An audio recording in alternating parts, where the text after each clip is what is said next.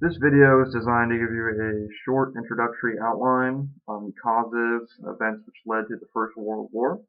What I'm going to do first is I'm going to describe the alliance system which developed prior to the First World War and which fought each other during the war. Then I'm going to talk about the assassination event, which was a major cause of the war. And then the month of July, what is known as the July crisis following the assassination.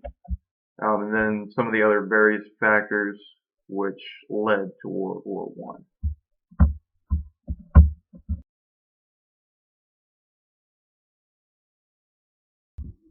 So the two sides which would fight each other in World War One were the Triple Alliance and the Triple Entente.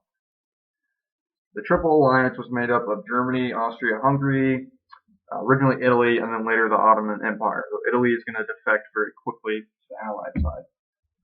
On the Entente side, you had Great Britain, France, and Russia. So a little bit on the background of how the alliance developed. The main figure in German politics for the 19th century was Chancellor Otto von Bismarck. His goal, after forming the German Empire, was to isolate France.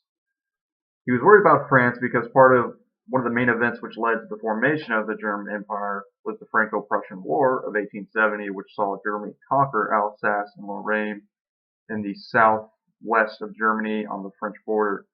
France did not like this, and there was always animosity between the two countries from this point onward. So Bismarck's goal was to make sure that France did not have any allies in which to exploit any kind of German weakness. So in order to facilitate this goal, he formed an alliance between Germany, Austria-Hungary, and Russia, what was known as the Three Emperors Alliance. This lasted roughly from 1873 to 1887. The problem with this is that Austria-Hungary and Russia had diametrically opposed interests, which made it impossible for that alliance to really prosper. So when the Ottoman Empire began to weaken and lose a lot of its territories, specifically in the Balkans, you had a lot more conflict between Austria-Hungary and Russia, which basically pushed them apart as each tried to extend their control into the region. And this meant that Germany obviously wasn't going to be able to continue this relationship. Germany and Britain didn't have a good relationship, despite the fact that you would think they really don't have anything against each other, except for the fact that Germany, in the late 19th century, under the direction of naval officer Alfred von Tirpitz, greatly tried to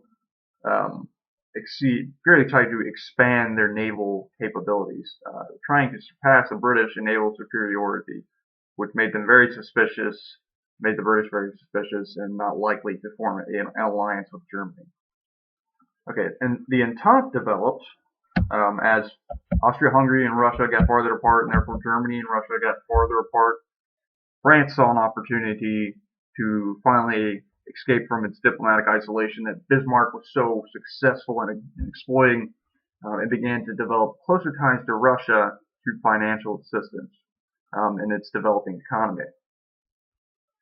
In this way, they very quickly, in 1894, they formed the Franco-Russian alliance. They were able to surround Germany. You have France on the west and Russia on the east. A very good situation for them.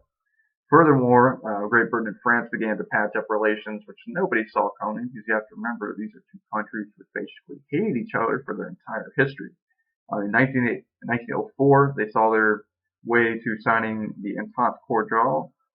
Basically, France and Britain had interests in Africa. Great Britain said, we want to control Egypt. We don't want you messing around in Egypt, France. France said, we want to control Morocco. We don't want you messing around in Morocco. Great Britain, they saw they had mutual interest, and they developed an alliance based off this understanding. So that's the background for how the alliances developed. Just a little background on how the alliances developed to fight the First World War. Now, the event which is probably most directly responsible for World War I is the assassination of the Archduke Franz Ferdinand, who was heir to the Austrian throne.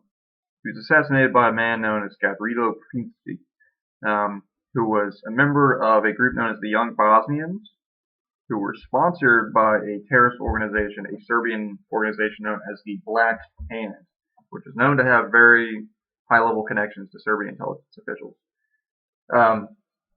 Austria finds this information out and basically resolve to seek retribution against Serbia by invading the country uh, and basically getting rid of a problem that had been a thorn in their side for a very long time.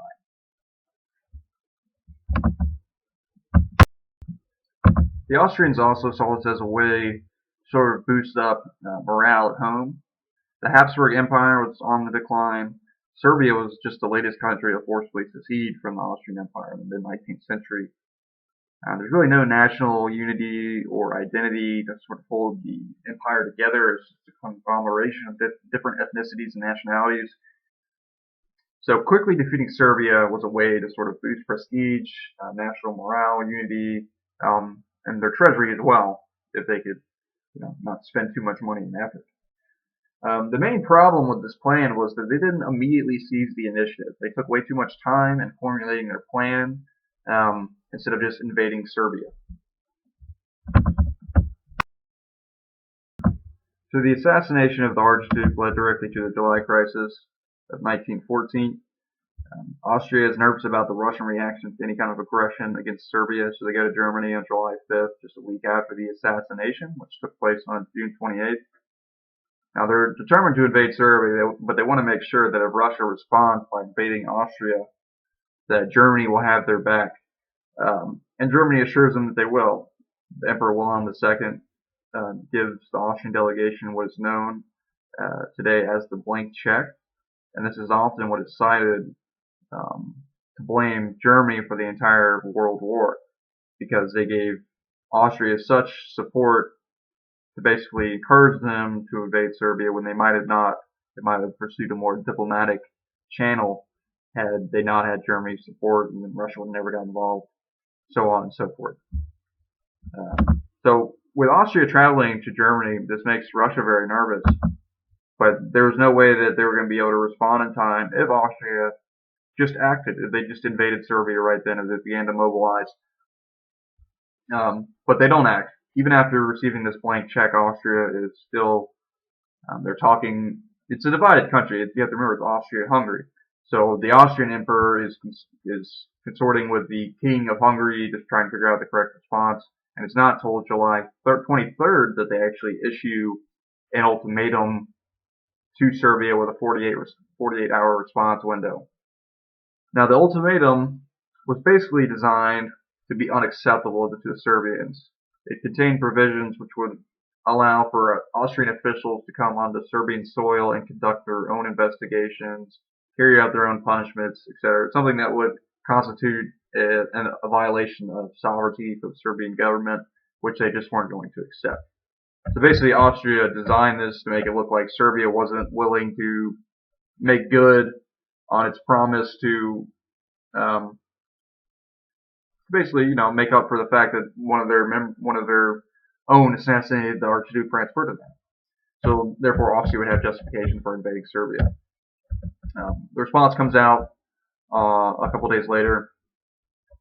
It's unsatisfactory to the Austrians, and they declare war on Serbia on July 28th.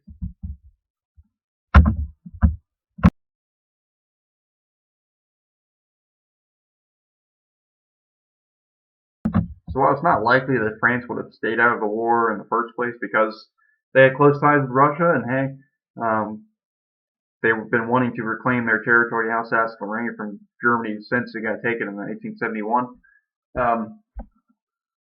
The fact that Russia began its mobilization ensured that they wouldn't stay out of the conflict, because now Germany, according to the war plans, had to go ahead and mobilize its troops against France, knock them out first before turning to Russia, to avoid the possibility of that two-front war.